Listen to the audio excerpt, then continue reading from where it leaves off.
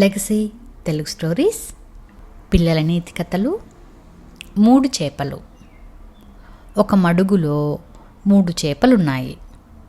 అందులో ఒక దాని పేరు దీర్ఘదర్శి, మరొక దాని పేరు ప్రాప్తకాలజ్ఞుడు, ఇంకొక దాని పేరు దీర్ఘసూత్రుడు. అవి ఆ మడుగులో సుఖంగా కాలం గడుపుతుంటే వేసవికాలం సమీపించింది. ఇది గమనించిన దీర్ఘదర్శి తక్కిన రెండింటితో, ఈ మడుగు చాలా చిన్నది, వేసవిలో ఎండిపోతుంది, కనుక ఎప్పుడూ ఎండిపోని పెద్ద మడుగులోకి వెళ్ళిపోదాం అంది.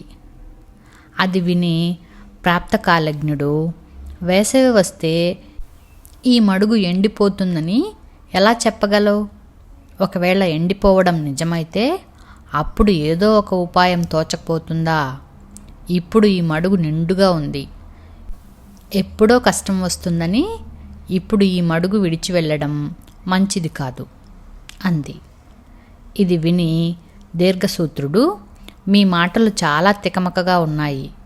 ఈ మడుగు మహాసముద్రం వలె పెద్దది, అనవసరంగా భయపడుతున్నారు, కాబట్టి మనం ఇక్కడ నుండి కదలడం మంచిది కాదు అంది.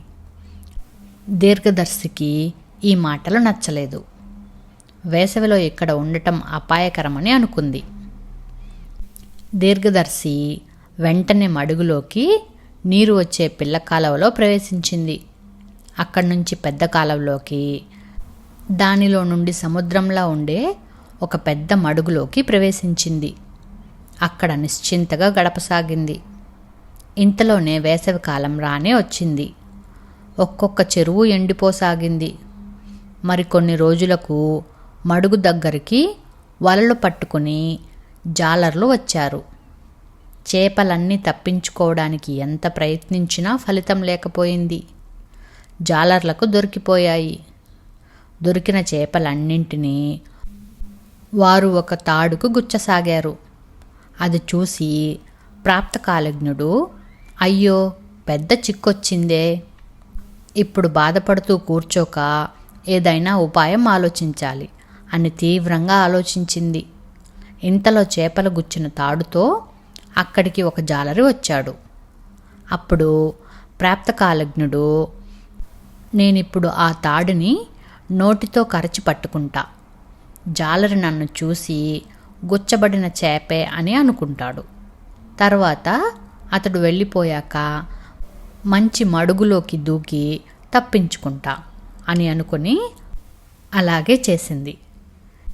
ఎలా తప్పించుకోవాలా అని అప్పటికప్పుడు ఆలోచిస్తున్న దీర్ఘసూత్రుని జాలరి పట్టుకొని తాడుకు గుచ్చి బుట్టలో వేసుకున్నాడు. ఆ మడుగులోని చేపలన్నింటినీ పట్టుకున్న జాలర్లు ఇళ్లకు బయలుదేరారు. వారికి దారిలో ఒక పెద్ద కాలువ కనపడింది. బురదతో ఉన్న చేపల్ని కడగడానికి జాలర్లు కాలువలోకి దిగారు. ప్రాప్తకాలజ్ఞుడు వెంటనే ఆ తాడుని వదిలిపెట్టి జాలర్లకు అందకుండా కాలువలో మునిగి తప్పించుకుంది. చూశారా, ఆపద వస్తుందని ముందు చూపుతో దీర్ఘదర్శి తన ప్రాణాలను కాపాడుకుంది. సమయస్ఫూర్తితో ప్రాప్తకాలజ్ఞుడు తన ప్రాణాలని రక్షించుకుంది. మందబుద్ధితో, నిర్లక్ష్యంతో దీర్ఘసూత్రుడు తన ప్రాణాలను పోగొట్టుకుంది.